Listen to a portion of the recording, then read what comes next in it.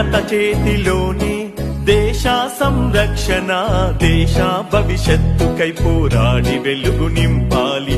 అడుగంటిన పల్లెలను తీర్చిదిద్దాలి, నవ నిర్మాణ పనులకై సాగిపోవాలి. యువత నడుము కట్టాలి, వాడవుతున్న సంస్కృతి బాగు చెయ్యాలి, వాడవుతున్న సంస్కృతి బాగు చెయ్యాలి. ప్రగతి బాటలోనే నేటి యువత సాగిపోవాలి. నేటి యువతరమే సమాజాన్ని